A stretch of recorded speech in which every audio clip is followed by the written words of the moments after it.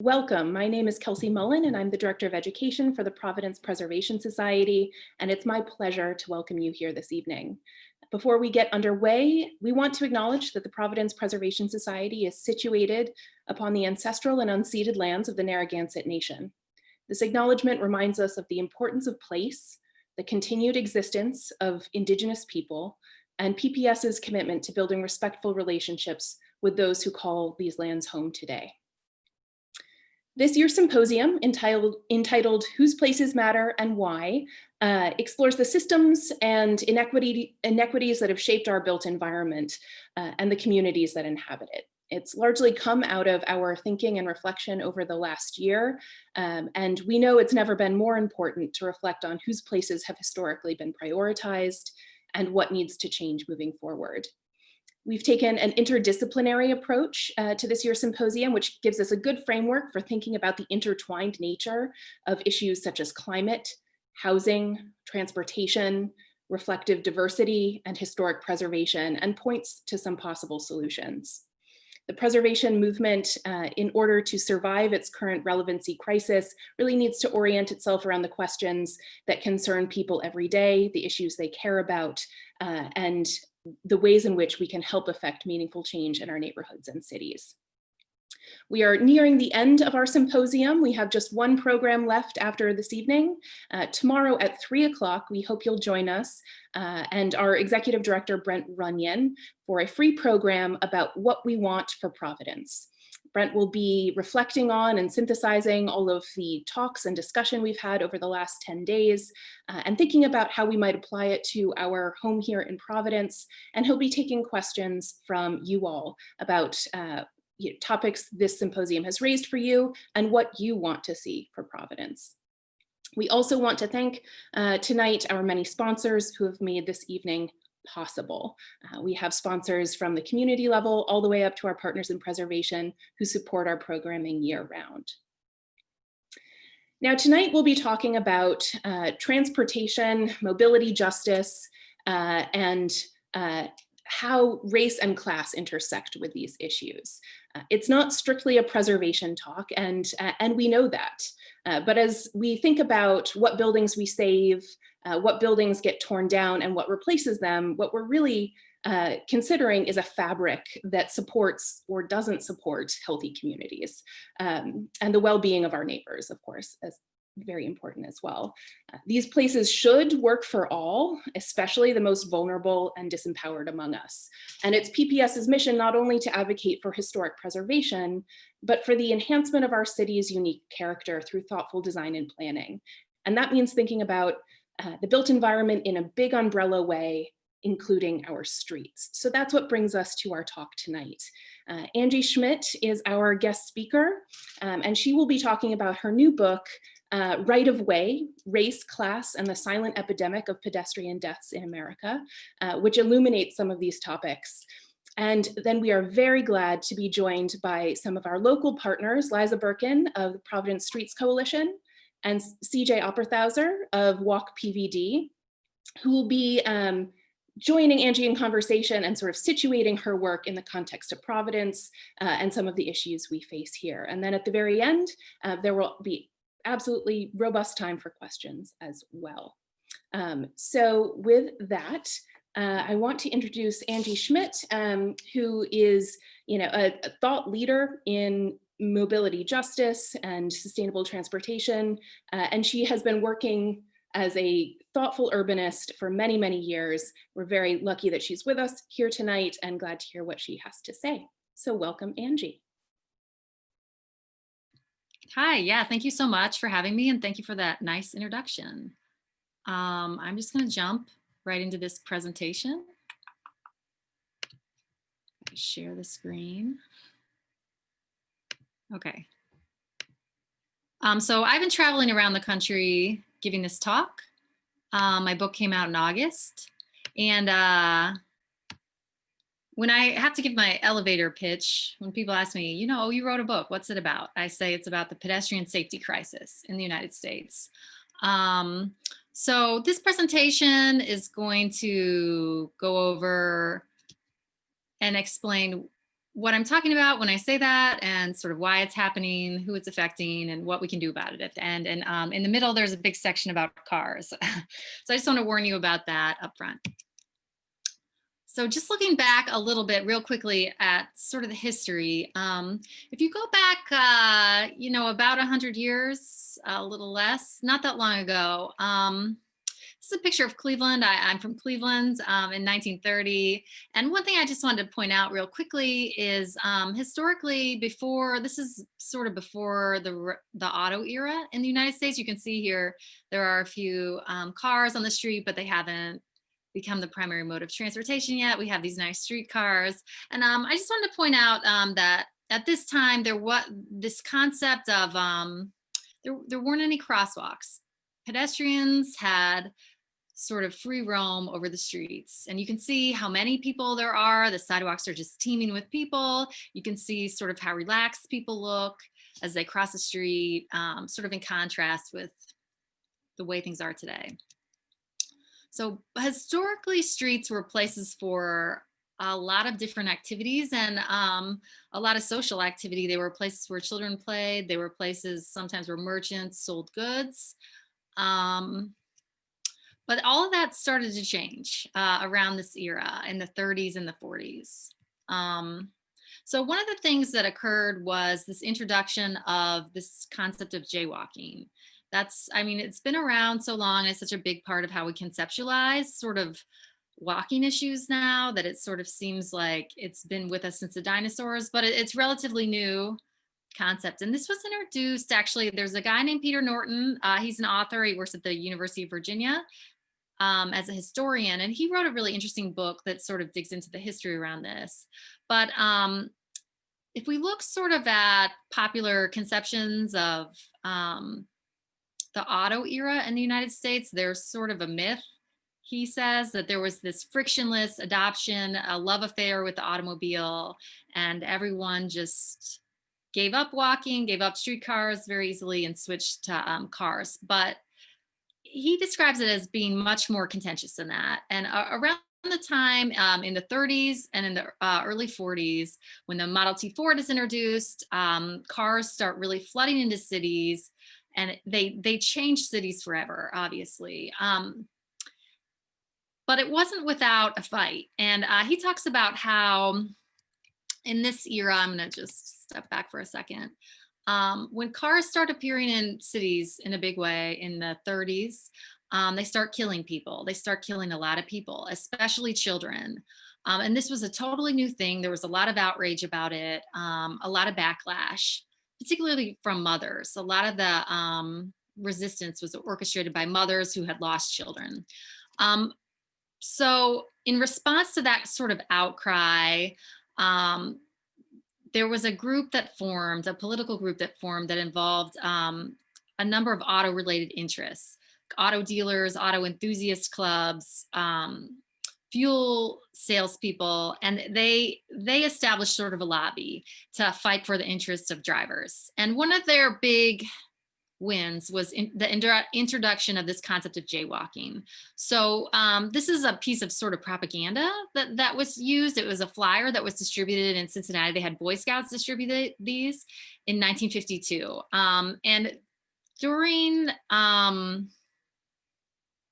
the 40s, under the Hoover administration, this became sort of the law of the land. And now, obviously, we have jaywalking laws everywhere in the United States. And pedestrians are limited to crosswalks, and even then, they're only allowed to cross basically when there's no traffic, when they have a light. So this is a different street in Cleveland, again. But one thing that I think is notable about this is only 16 years after that original photo. And you can see, one of the things that's so striking about this, I think, is just the total absence of people. All of a sudden, everyone's sort of inside a machine. And the landscape has been changed really dramatically. So that's mostly continued, and gotten worse. Although we've seen some progress lately, but it's led to a situation where pedestrians are very marginalized. And this is just an illustration, a guy from Sweden did, but I think it does a good job illustrating sort of the issue. Okay, so more recent history is this is the trend I'm talking about when I talk about the pedestrian safety crisis in the United States. So over the last decade, roughly, there's been about a 50% increase in pedestrian deaths. And that's actually very unusual in the modern history of traffic safety. Since like the 1970s, we've seen a lot of improvements, the introduction of mandatory seatbelts, that kind of thing. In general, traffic fatalities have declined. So when this started occurring, when we started seeing this sharp increase in pedestrian deaths a few years back, a lot of people were sort of skeptical, thought maybe it was an aberration, but we now know that it's a sustained trend. So a little bit about who's getting killed. I think there's a little bit of a stereotype, a really sort of harmful stereotype, and a lot of the media coverage of this topic tends to be kind of harmful, I think sometimes.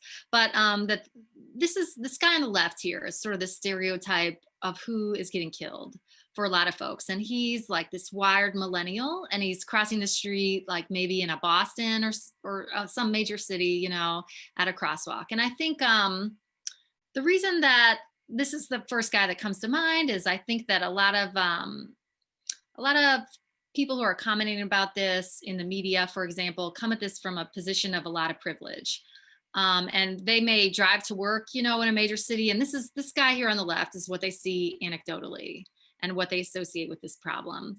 But really, the profile of someone who's being killed is much more like this guy on the right that's sort of sprinting across this very wide suburban arterial with no crosswalk. Okay, so a little bit, one of the focuses in my book is about racial inequality. And this is a problem that's a little bit like coronavirus, where we would think, you know, a disease comes through, it's gonna affect everyone sort of equally. But it turns out a lot of the systemic inequalities we have in our society show up in the way this problem presents itself. So Black folks are almost twice as likely to be killed as non-Hispanic whites. Hispanic folks also at increased risk. And Native folks in particular are at very high risk, almost 5 times as likely to be killed. But also there's quite a few different identities, a few marginalized identities that also are at increased risk. And of course, these identities often overlap. So people who fit sort of the profile of multiple risk factors obviously are at even higher risk. And one of the groups that's disproportionately affected is older adults. So people 75 and older are about twice as likely to be killed while walking as the average person in the US.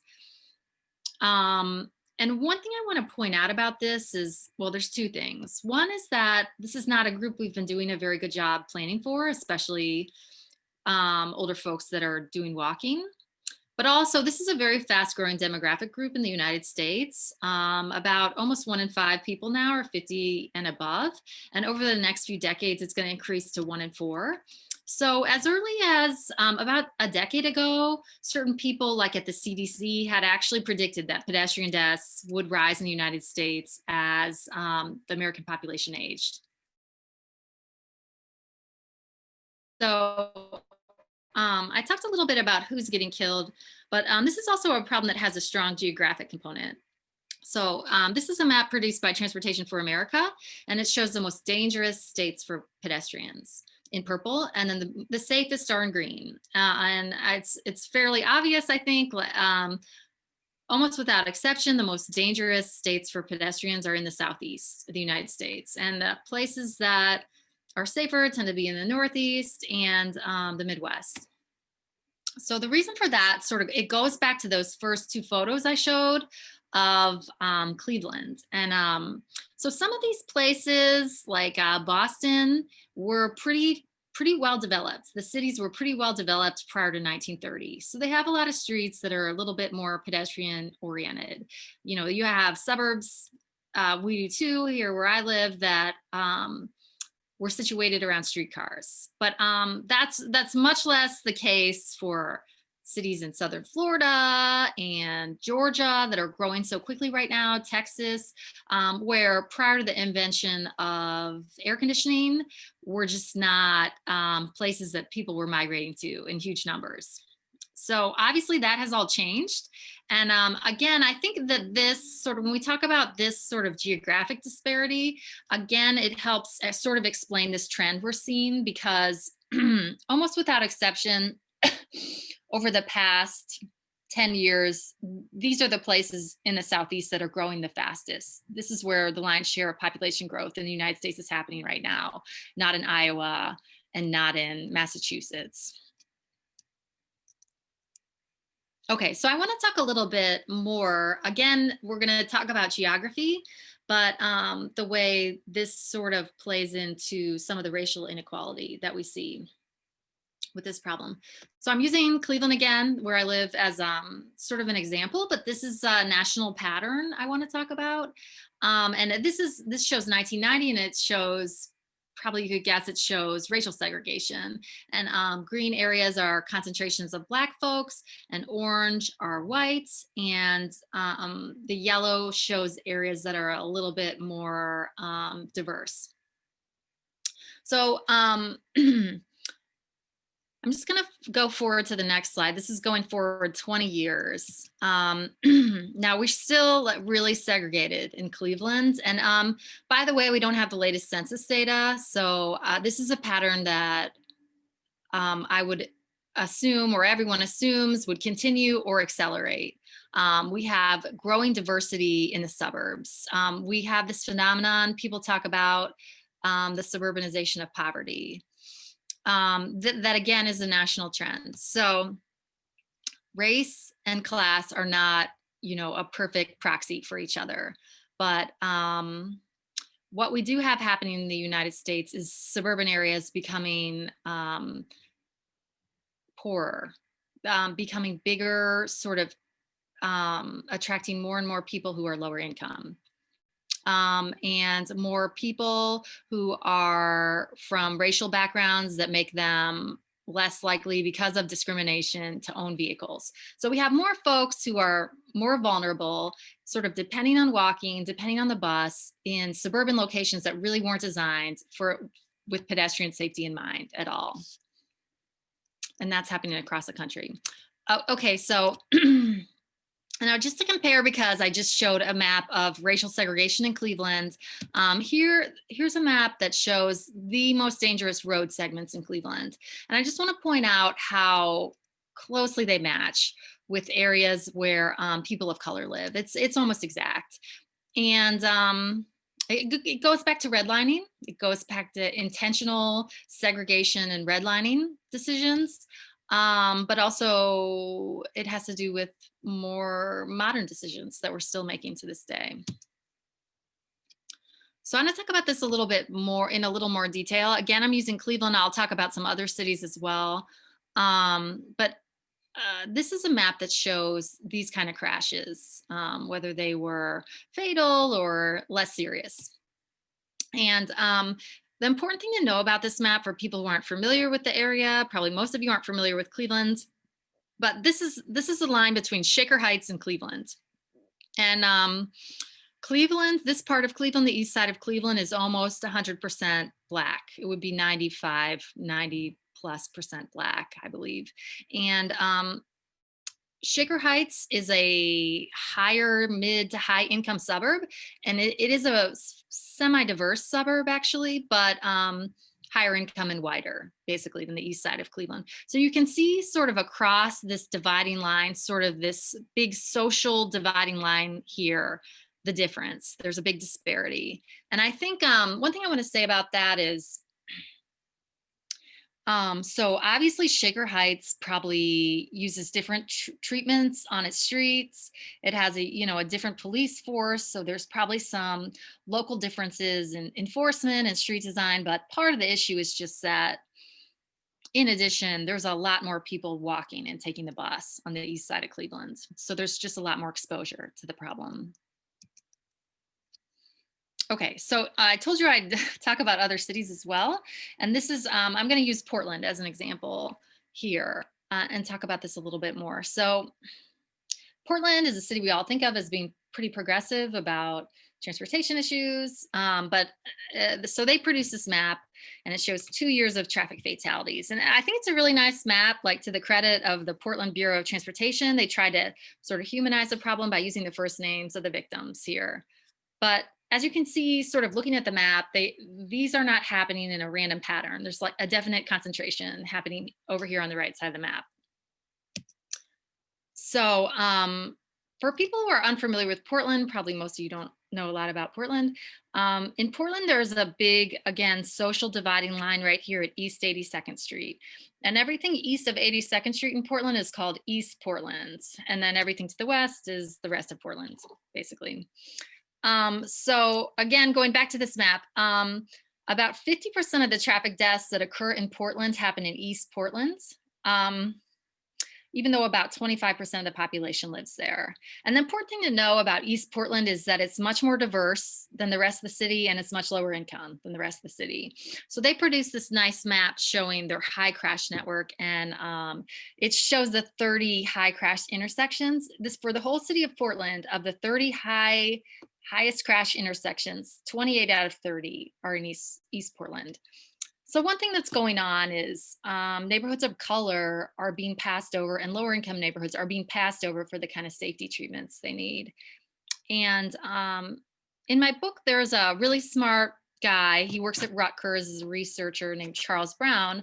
And one thing he says that in Black and brown neighborhoods, in white neighborhoods, when people complain, when there's a safety problem and people complain, they get safety treatments. They get like crosswalks or bump outs or sort of what they need. But in Black and brown neighborhoods, they receive, instead of getting what they really need, they're receiving enforcement. So police coming out and ticketing them for jaywalking, and maybe that escalates into dangerous situations. Sometimes it happens surprisingly a lot. Okay, so a little bit more about this issue of race and how it intersects with street design. This is a photo taken by some researchers at the University of Minnesota. And one thing I mentioned earlier in the presentation is that Native folks are at extreme risk for this, are killed at some of the highest rates, especially Native men. And one of the explanations seems to be that reservations and tribal lands in the United States, they function, there are places where a good amount of walking goes on. They function a little bit like an urban area or a small traditional village where people are doing a good amount of trips by walking. However, they're located in rural areas where there's often no accommodations at all for pedestrians. So this is near a reservation in Minnesota, and they took this photo. Obviously, people have worn these paths in the road, and they have to cross this. This is between a food seller and a tribal service center in rural Minnesota. So people are wearing these paths in the grass to cross this high-speed rural highway that has absolutely no accommodations for them. So it's obviously very dangerous. And one thing that this research team did was they went out to the reservations, they talked to the tribal elders, and then they interviewed the folks at the state DOT. And what they discovered was there was a big disconnect there.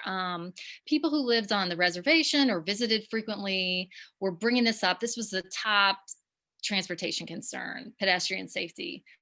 On the other hand, the state DOT was coming in. During the interviews, they would never bring this up. And even when pressed about it, they tended to default to sort of behavioral explanations that pointed the finger sort of back at the victims.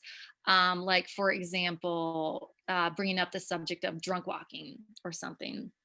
So I think it gets sort of to this cultural rift, issues of representation. The people at the state DOT, probably primarily white men, didn't have this history with living on the reservation and understanding sort of the tribal ways very well. And also they weren't sensitive enough to local concerns, which is another problem. Okay, so I warned you guys about this. I'm going to switch gears now and talk a little bit about cars. So just to reiterate, there's a few things happening with this trend. We have these demographic trends in the United States where people are older, so they're more vulnerable to this kind of thing in the first place. In addition, we have more people migrating to the most dangerous areas of the United States, the Sun Belt, and we have much more growth of poverty in the suburbs. So more people are more vulnerable and more people are out in locations that are pretty dangerous. And then there's this other trend that's really bad news for pedestrians, and that's there's been a big change in the vehicle mix in the last decade in the United States. So if you look back to like 2012 when we're coming out of the last recession, about 3/4 of the new vehicles being sold in that year were sedans, like a Honda Civic, sort of traditional car. But over the last decade, there's been this enormous reversal. We've seen this huge rise in SUVs. And now at the latest model year, that was reversed. About 75% of the new vehicles being sold in the latest year were pickups or SUVs. So just real quickly, these is just a car and an SUV. These are sort of typical, this is what you see. We've sort of traded this car here on the right for this car on the left. And I just want you to notice how much bigger the car on the left is. And another thing I wanted to point out is they sort of have the same seating capacity. There may be a little bit of additional cargo capacity in this car here on the left, but pretty similar interior space in a lot of ways. Okay, so I use myself for scale here. I'm about 5'6", so I'm at like an average to tall woman.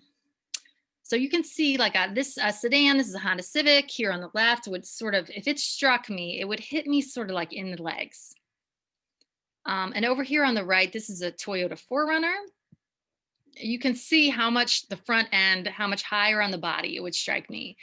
It hits me in the chest and the abdomen where my internal organs are. It's a bad place to suffer a blunt force trauma, basically. And we know very clearly there's a lot of evidence that this is a big problem for pedestrians. The Federal Highway Administration in 2015 released a study showing that pedestrians are 2 to 3 times more likely to be killed if they're hit by an SUV compared to a sedan. And it's actually worse for children, whereas I'm getting hit in the chest right here or the stomach, a child might be hit right in the head, which again, terrible place to get hit by a car. So we also have this trend going on with pickups where they've become increasingly enormous. And I use this in all my presentations. I'm sort of famous for this photo. It's a photo of my 4-year-old son, again, using him for scale. You can see just how large these vehicles has gotten. There's different groups that have done experiments where they place like 25 kids sitting on the ground in front of a parked vehicle like this, and they're all invisible to the driver. So in addition to being heavier and having being unsafe in a lot of cases, they also produce big blind zones that can be really deadly to kids. And in the United States, about 50 children every week are backed over at slow speed, most of them in their own driveways by a close family member. So this is, it's sad how often children are affected by this. Okay, but that should, I know that's a very big bummer. It should improve at least the backover problem because since 2018, we've required backover cameras in cars. So I just want to walk you through real quickly the evolution of one vehicle. And I use the RAV4 here because it's the best-selling vehicle in America outside of pickup trucks. And you can see here in 1996, it's very cute. It's actually based on the Corolla. So it's just kind of like a tall Corolla. And it started out at 2,500 pounds. So over time, you can see how much bigger it gets, adds almost 800 pounds by 2009. This is a 4-door version, by the way. And then by 2019, again, it's not too much heavier actually, but look at how much meaner and higher the front end is compared to the original vehicle. So that's just a trend across the auto industry. I think it has to do with sort of the splintering of our society and a lot of ugly sort of things that have been coming to the surface. But unfortunately, it has some bad consequences. I think I'm a little behind for time, so I'm going to kind of try to rush through some of these. Another big issue is commercial vehicles in the United States that have big blind zones. This shows the blind zones around like a typical commercial vehicle. If this comes into your city and they're usually allowed to go anywhere in the city and there's like a bike lane right here, you can have a situation where 10 or 12 cyclists waiting at a light are totally invisible to the driver.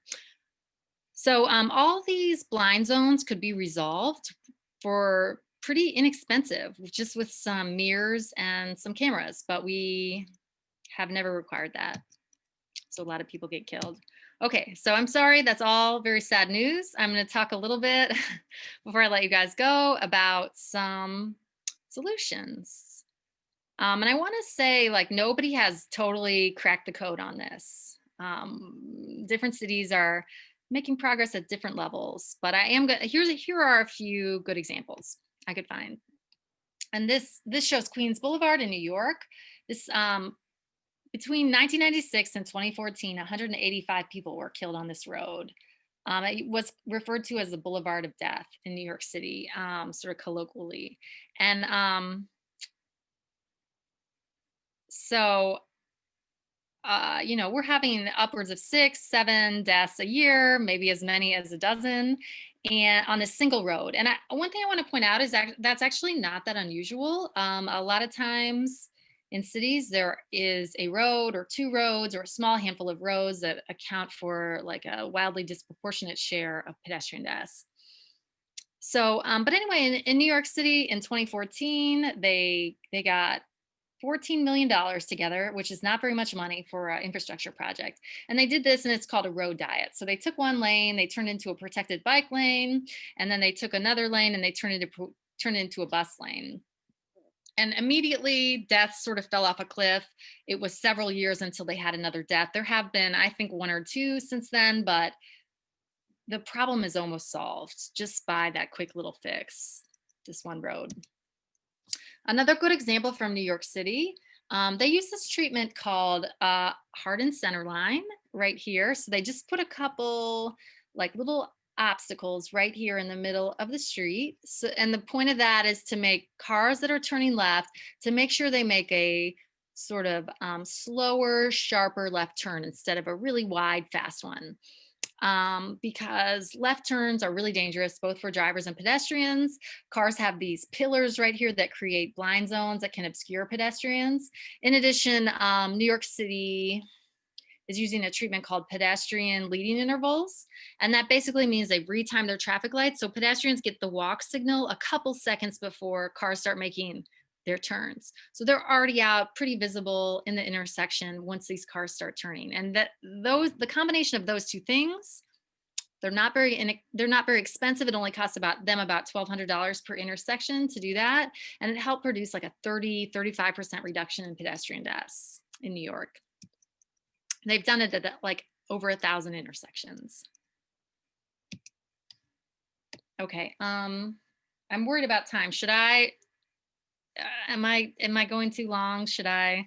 Not at all. Keep going. Try to pick up the pace. Okay, I will still try to be brief. So does anyone know what cities these are? Does anyone just want to yell out? Can they recognize from this what cities we're looking at? Go ahead, Mr. Michigan. It looks like Detroit and Cleveland and Toledo. Yeah, exactly. Even Toledo you got, wow. Anyway, I'm not going to get into nerdery about that, but this was taken from space, and it's a big success story. And I think like one thing you can notice from this is that Detroit is a little bit bluer of a hue than Cleveland down here where I live. So that's, like I said, a big success story. Detroit did an audit 2012, 2013, and they discovered that about 40% of their streetlights were not functioning, were broken, weren't working for whatever reason. That is a really big problem for pedestrian safety. About 75% of pedestrian deaths occur at night. And I think like it's been a little bit, this issue has been a little bit overlooked in urban planning. And I think again, it gets back to this issue of privilege, where a lot of people who are more privileged, I include myself in that category for sure, can just kind of take for granted that the streetlights in our neighborhood will work. But that's not the case for everyone. And so Detroit, to its credit, they issued about $185 million in bonds a few years ago, and they partnered with the state and they fixed all their streetlights and they converted them to LED. So that this graph we're looking at, the important thing to know about it is the street lighting improvements take place between 2014 and 2016. And here we have what's going on with pedestrian deaths. They're having 47 in 2015. So it's a lot. That's a lot for a city. But immediately after those streetlights get installed in 2016, they sort of fall off a cliff. Detroit has seen a 35% reduction in pedestrian deaths just over those 2 years. And that's at a time where in other places, we're seeing the exact opposite trend. So that's really encouraging. And one thing I want to point out also about this graph is this blue here at the top is deaths that occur in dark, unlighted conditions. So you can see like in 2013, they're having 25 of those every year. And then it drops to just one once those streetlights are fixed. This is just something I like they did in Baltimore. They had a really tricky street. They didn't want to wait to overhaul it and rebuild it. So they just put down these highway dividers and they took a lane and they made a safe space for people. I'm using Detroit as a good example here again. I like this.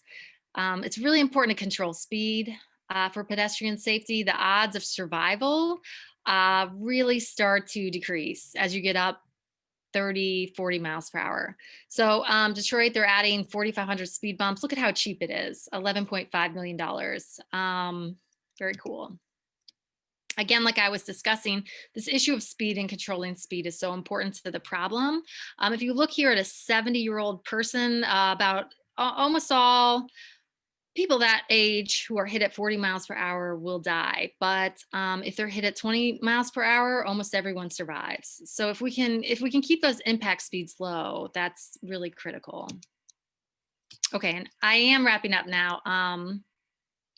This is the last slide I like to end with, and it just shows a pedestrian refuge island, this is called. And I think it's like a really humble little design intervention. It's not very sexy. It's not very expensive. These only cost a few $1,000s to install, and they're not controversial either. This is recommended by the Federal Highway Administration. They say it reduces pedestrian collisions about 35%. So I think like people are always asking me sort of about design solutions. And when they hear about this problem, they just want to say, well, what's the solution? What should we do? And one thing I do want to say is I don't think it's quite that simple. We sort of have the solutions. We sort of know how to fix this problem, but we just haven't sort of had the will. We haven't had the attention to this issue. Not enough people who are in positions of authority are finding them in these situations where they're having to cross these really crazy, dangerous streets and putting their foot down about it. So, you know, that's kind of what I'm trying to do with having written this book, with doing these kind of presentations, getting people to think more critically about this and demand better environments for everyone. So finally, like I said, I'm wrapping up, but if you are interested in purchasing my book, you can have a 20% discount through the publisher if you use my last name. I think also CJ and some other people might even have a handle on some better discounts. I don't know. So thank you. And I think we're going to move on to questions.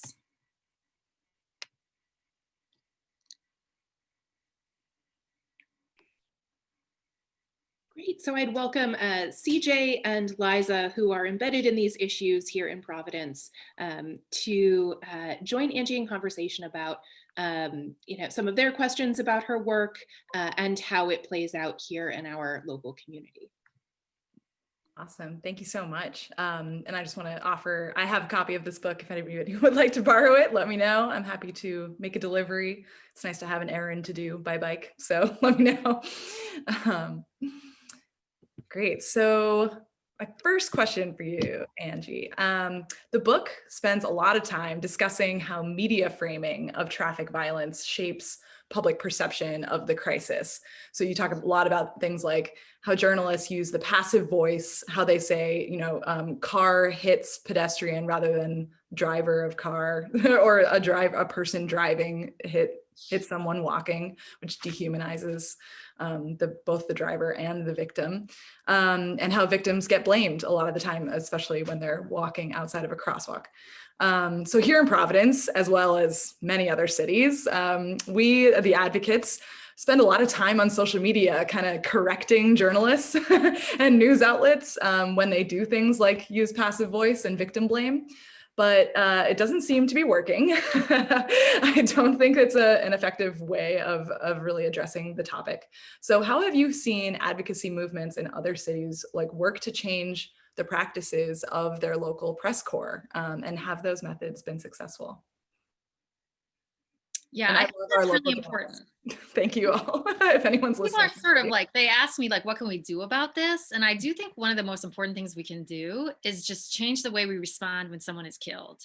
When someone is killed, if it's a 2-paragraph thing in the newspaper that's oh, well, they shouldn't have jaywalked, or we're going to imply that they were, even though it's not even clear, and traffic will be back to normal as soon as possible, and that's it. That I don't think we'll ever solve the problem. We have to sort of connect it to, it's really a systemic issue. We can map out where this is, we can almost predict where it's going to occur on some of these streets. So it's not just random chance. There is all these political decisions that play into whether people survive or not. So I think advocacy groups, and I talk a lot about one in New York in my book, should actually get a lot more involved with trying to help people who do lose a family member or are injured.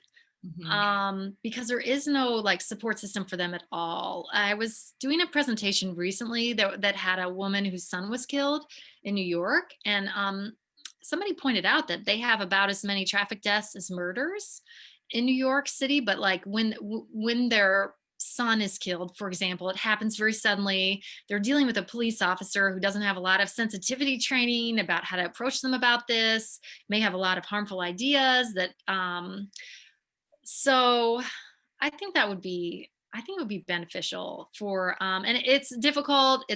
But in New York City, where they've done a really nice job of this, they built an advocacy group out of parents and spouses of people who have lost loved ones in traffic. And they've been this really powerful voice for change and accomplished a lot. Yeah, that's amazing. One of our coalition partners is Mothers Against Drunk Driving, and the Rhode Island chapter, and they actually do have a really robust victim services program. Great. I didn't know that. Yeah, I believe it's national. But I had just learned about it, and I'm embedded in this space recently. And so, but it only applies to folks who are hit by somebody who is intoxicated. Right. Yeah. So I think building on that movement, and there's such amazing advocacy around intoxicated driving, but not just more broadly, just general driving. Yeah. Yeah. Yeah. Just to follow up on that, I have my notes up here, and most of my notes was actually Angie just writing down fantastic quotes from your book that I didn't want to forget. And one that I think encapsulates kind of the attitude that we're talking about is actually right on the very first page. And it says that these kind of deaths are, quote, treated as a private tragedy at best or a traffic inconvenience at worst, but they're part of a mounting epidemic. Yeah, I just want to put that into context with that. With that bit that we just covered. But so I have another question for you. On way later in the book, I did read the whole thing, even though my one quote so far is from page 1.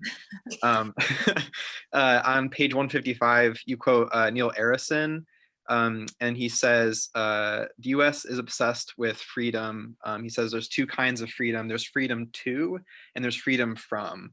There's freedom to drive fast, and there's freedom from death and injury on the roads. And I think this concept in America obviously really transcends way beyond traffic violence, but in our particular traffic violence concern, maybe aside from, or maybe very much including, like how the press covers these incidents, but how do we make like the freedom from as valuable, or even more valuable than the freedom to? It's like the freedom from being hit by a car, make it more valuable than the freedom to drive a humongous, truck.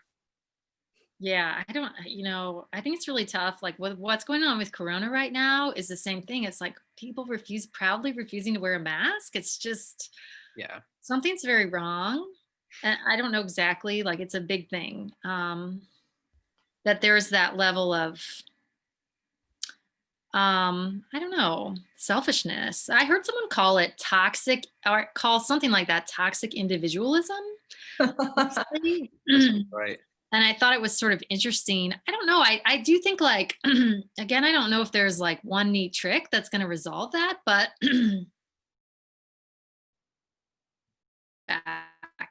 it's like pickup trucks are going to be like 8 foot tall before, and finally people are starting to say, wait a second, like there's been no pushback. There's not even really recognition until very recently, like, hey, this is sort of terrible and scary. Like what, so I think it would be, like any political thing, there's sort of a fight, opposing forces, and that when you're trying to go against something like the auto industry, obviously that's just, they're so enormous, and so powerful. But I do think like there not being any resistance to some of this stuff has really been negative. And that we do need some kind of resistance to get to the more sort of violent impulses to get better outcomes. And I do like that strategy they use in New York, where they're organizing people, and that's what Mothers Against Drunk Driving did, was they were highlighting the stories of people who were affected really gravely. Yeah. How do we get your book into the hands of every state DOT director Right. in the country? Most importantly, ours. Yeah.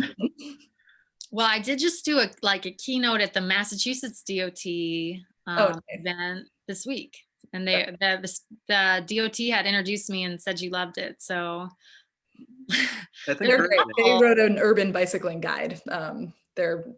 It's a different situation here. Yeah, I really am ignorant about Rhode Island, so I don't know. There are a couple, I know that there's a couple state DOTs, and then I know that I was too controversial for one state DOT on the East Coast also. So I don't know, you could try just giving them one, I guess. Yeah, maybe that's what we got to do. Just send over lots of hard sell. Yeah. One of the dominant emotions that I felt while reading your book was actually gratitude for living and working in a colonial northeastern city, and some despair and admiration for people who do the kind of transportation advocacy that we do in places that were designed for faster traffic in the Sun Belt. But that definitely doesn't mean that we should rest on our laurels here. We do have pedestrian and bicyclist deaths all the time. And we have our own, I think, separate set of problems when it comes to the public's perception of our like narrow, cramped streets, and that we can't add anything like protected bike lanes or curb bump outs, or take away anything like parking or car travel lanes. So I'm wondering if you can speak a little about the common struggles that older pre-car cities have and some successes that they've found.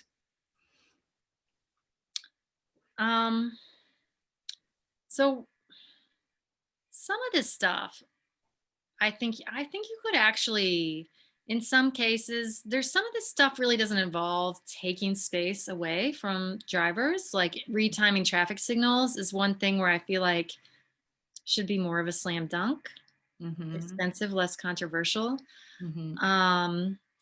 Things like making sure there's curb ramps where there need to be, and bus shelters. Sometimes the lack of any of those things can be a problem. I don't know. I kind of like this tool called Pedestrian Safety Audits, where people are walking the street, trying to get the stakeholders to sort of experience it on foot. And because I think a lot of the problems are really very local.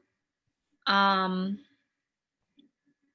it's hard to sort of prescribe, one solution. Obviously, bike lanes, I think there's been a lot of focus on bike lanes, and I like bike lanes, but I don't think it's really the end all be all on this.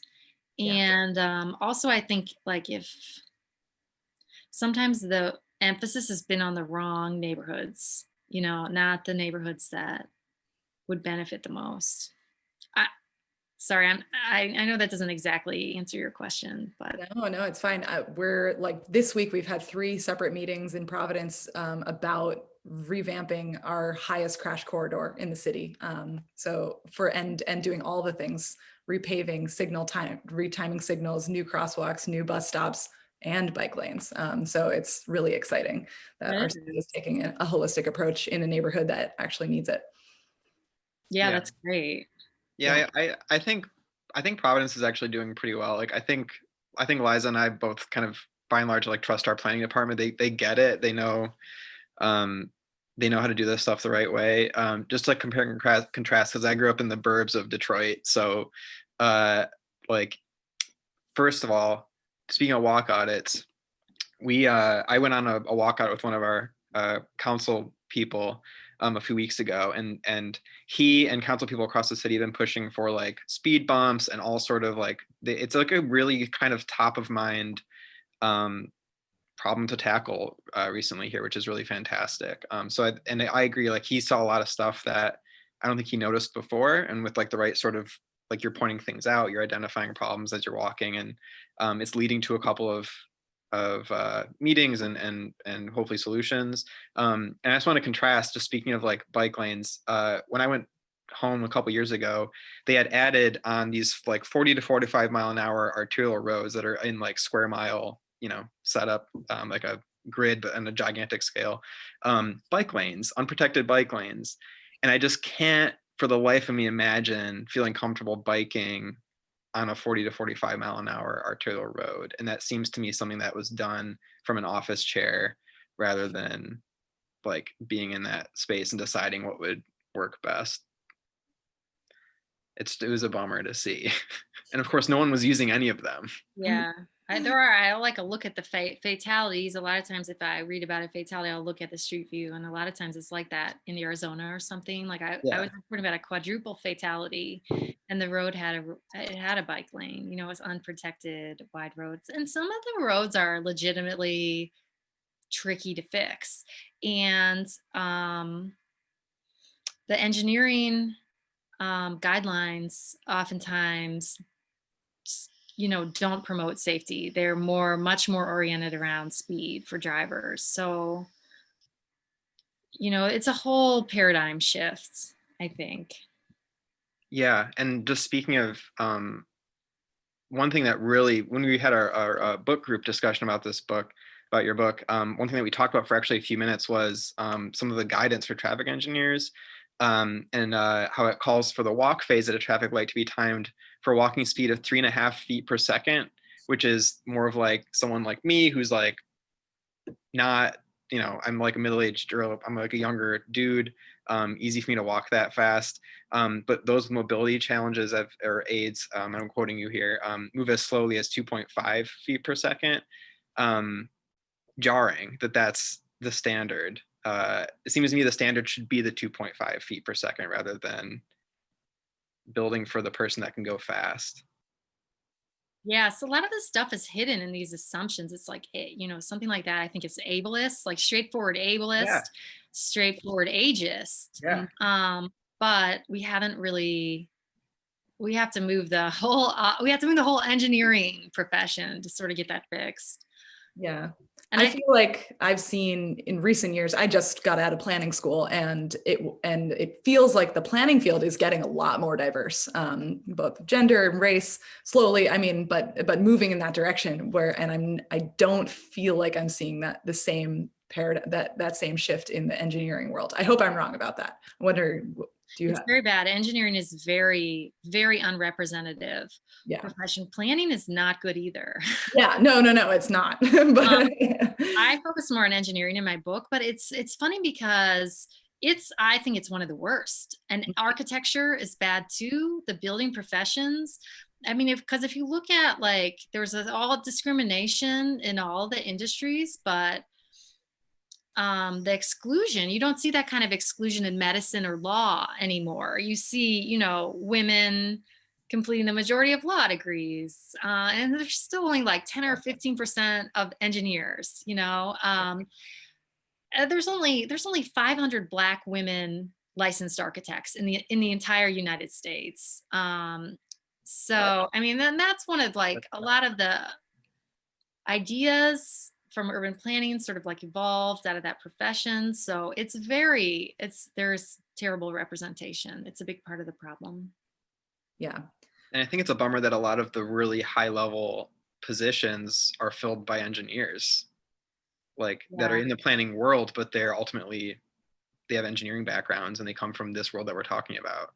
And they have this sort of like, well, I don't think they would agree with it, but they have this like sort of total authority. Like when I do these presentations, or in some of my past presentations, I've been like, you know, I go to Dayton, Ohio, okay? And it's like, okay, what's in the middle of Dayton? In the middle of your city, you have this like 7-lane, you know, 150-foot wide intersection. Like, who designed this? It was one guy in a room by himself. Like, you didn't sit there as a community. Like, this is the very center of our downtown. What should it look like? You know, it's one guy making the decision.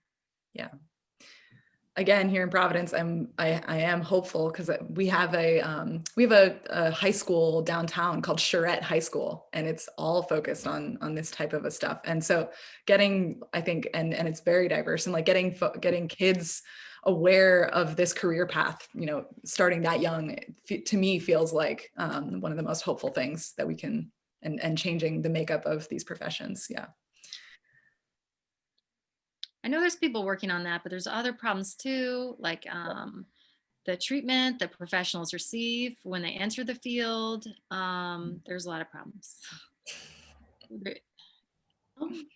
So I have a question from the audience here that might transition us into some other audience questions. But while we have CJ and Liza still on the line, there's a question about here in Providence, do we know, and you would know better than I do, where the highest crash corridor is and what our rate of pedestrian deaths might be approximately? Yeah. Sorry, I didn't say before. It's Broad Street. Broad Street is the highest crash corridor. And that is one of the corridors that the city is planning to completely transform next year. And every year, basically on average between 2009 and 2017, 150 people walking and 60 people biking have been hit by cars. That's all crashes, not fatalities. Yeah. Gotcha. Thank you. And more information on that is in the city's Great Streets plan. I'll drop the link for that in the chat. Terrific. That is still grim. Way too much. Yeah. For being such a small and compact city, it seems like we should be doing better than that. Yeah. Yeah. Angie, this is a question for you, and I'm going to assume that the answer isn't exclusively in your book, but we have one attendee wondering where they can find the data on traffic signal timing and city lighting relative to pedestrian death statistics. Where might you look if you were interested in that information? So street lighting, and what was the other one?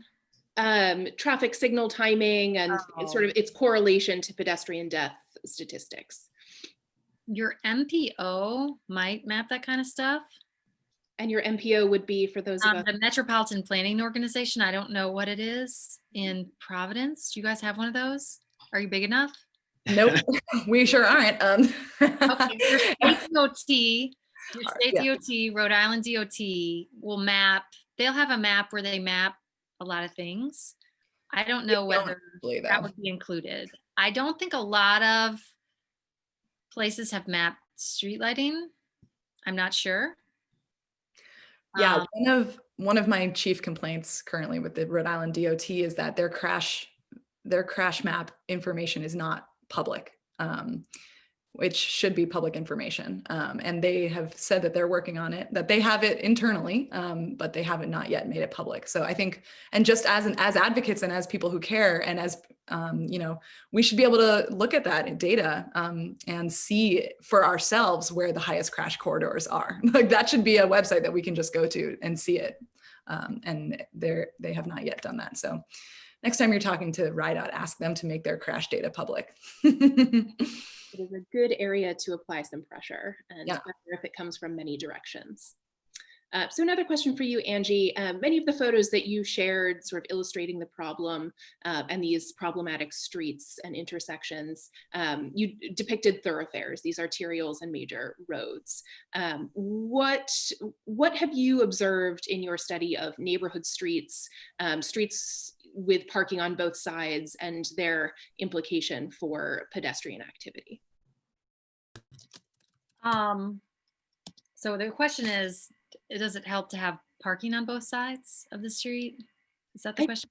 I think it's sort of how does parking on both sides of the street affect that relationship between driver, pedestrian, and the overall goal of safety? That's a good question. Some people think it's really helpful. Like I know Jeff Speck advises it as sort of a traffic calming measure, and it's preferable in a lot of ways to like parking lots, which erode like the pedestrian environment a lot. And also parking lots are really dangerous. We're not doing a good job designing parking lots either. I think that's sort of a problem. But also they can also create visibility problems. Like there is this often like this charge that a pedestrian darted in front of a car, right? And I think that's such a funny expression, because like we never would describe in any other instance of someone like darting. Like people don't just go around like darting from here to there, or it just, that's pretty much the only time that verb is used to describe the way people move. And I don't really think people are like, even an 80-year-old man will be killed and they'll say he darted in front of the car. And it's just like 80-year-olds don't move that fast. This does not add up. But what's really going on is they're walking out from behind a car and the driver couldn't see them, I think, in most cases. And then cars now are like, it's almost like they're designed to be visually like to obscure as much, of the visibility as possible. So that's even probably contributing to making it worse. I guess I don't have like I do think a lot of people do think they're beneficial, but you have to be careful too. You can use the way you design your on-street parking. So if you can keep cars away from the intersections a little bit when they park, that really opens up the sightlines and is a lot safer. So sometimes you see cities add like bike corrals, so like on-street bike parking little stations, so that you don't have cars pulling up and making it difficult to see people trying to cross. And also that's important by mid-block crosswalks too. Like we have mid-block crosswalks here in Cleveland where we let people park right along the sides of them. So people are coming out and they're supposed to have the right of way and they're like invisible. So it's a little bit complex, I guess. Yeah. If I can just add too, we have an ordinance here where you can't park. I think it's 20 feet between like your car and an intersection, like a stop sign. That's violated constantly. It does exist. We also have one where you can't park in a crosswalk, which is also violated constantly. And even despite those being violated constantly, I have talked with some of our council members about basically making an ordinance where you can't park within maybe 10 or 20 feet of even a mid-block crosswalk, specifically because like visibility really is such an enormous problem at those crosswalks. I mean, sometimes you can't even access it because there's a car parked on top of it anyway. It's a huge problem. In some places you can use different treatments. Like you can use paint and some bollards just to carve out a little area, very cheap, so cars can't park there, and sometimes they'll put a planter in it too. But you have to have a little bit of attention to the issue. It requires a little bit of elbow grease. It's not very expensive in materials, but it takes some labor and it being prioritized enough in the first place for that to even come up. Yeah, that would go a much longer way than an ordinance for sure.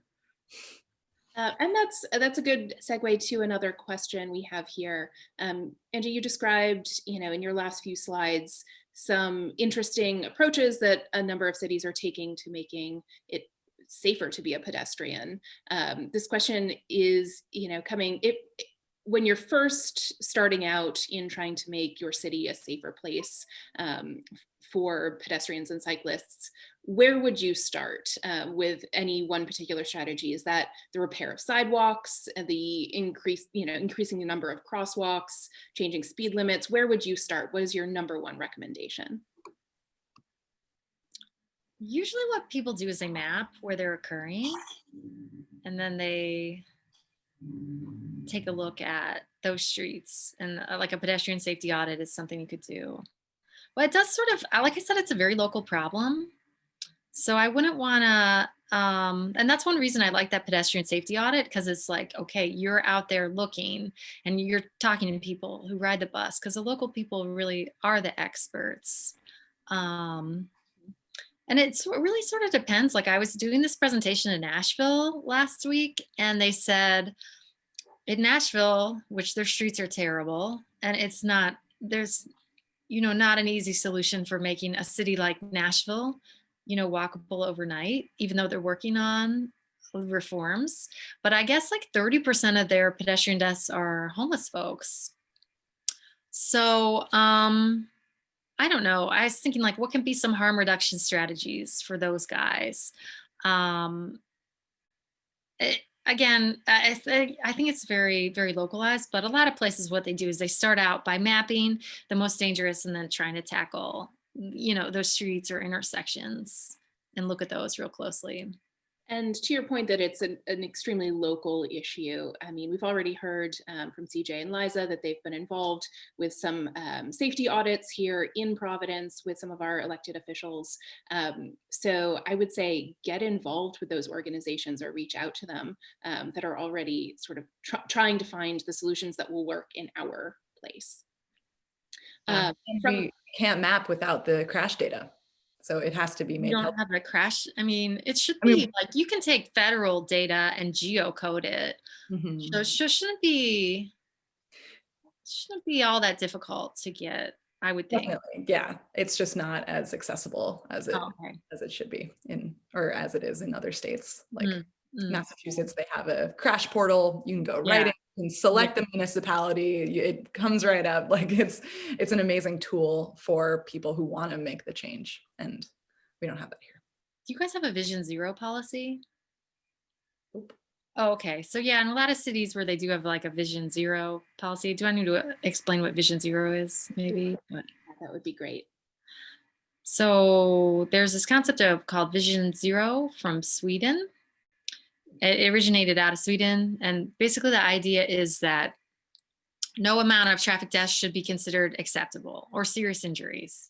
So in the United States, our sort of attitude had been like, how many traffic deaths were there last year? 40,000. Let's try to do 5% better next year was sort of our approach to this. And the Swedish sort of model was no, we're going to try to reduce this to none. None of this is acceptable. So a lot of cities have adopted that kind of framework, at least the rhetoric, and the ones that are doing that usually do produce those kind of portals that have a lot of data.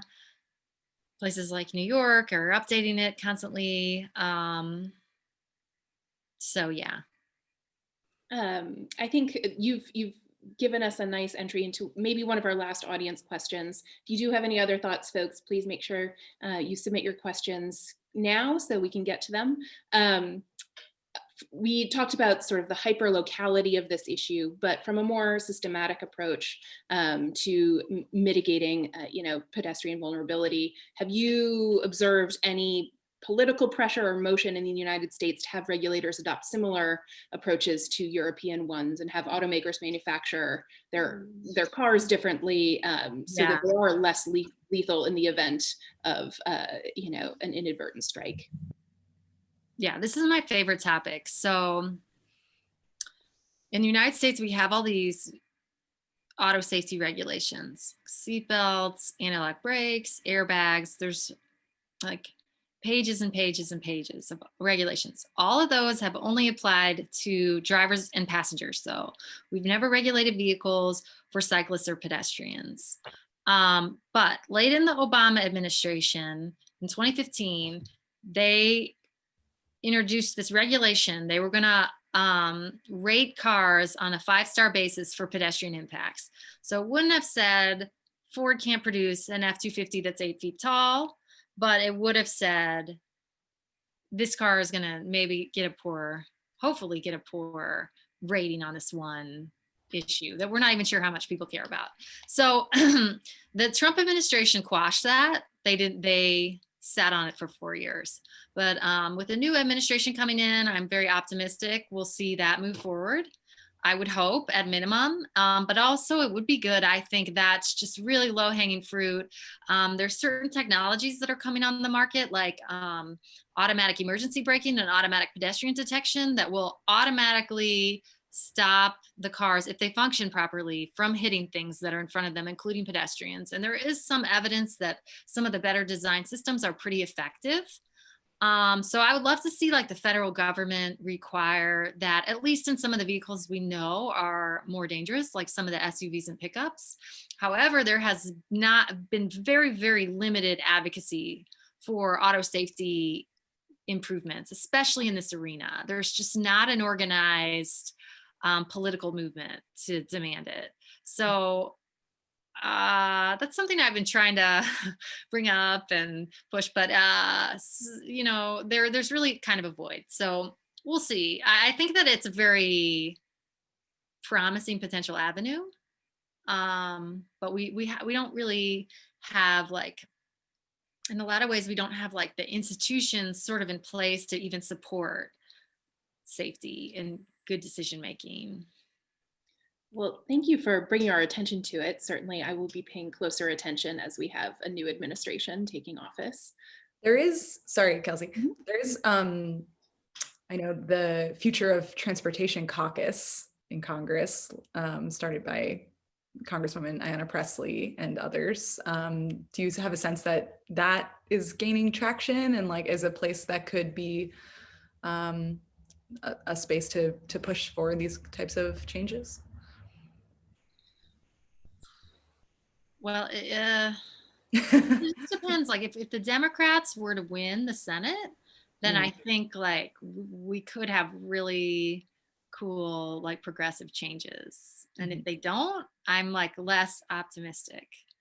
I do like those guys. Like I love Ayanna Pressley, and there are other people in that. And some of them it could be that one or two of them end up at USDOT in the administration, which could be interesting. So we'll see. Who would be your pick for the head of USDOT? You know, there's a lot of good people. I hope it's someone I know, like selfishly, because I would love to like just feed them information. Yeah. Or at least some of the undersecretaries or something. I wouldn't be surprised if that was the case. I thought the Obama administration had pretty good USDOT, that they were doing a lot of the right things. So I would think the Biden administration would be the same. USDOT is not very powerful. Mostly it's the states that have like the money and the power in transportation, but it still is helpful to have an administration that's interested in it. And we did take a lot of steps backward, I think, during the Trump administration.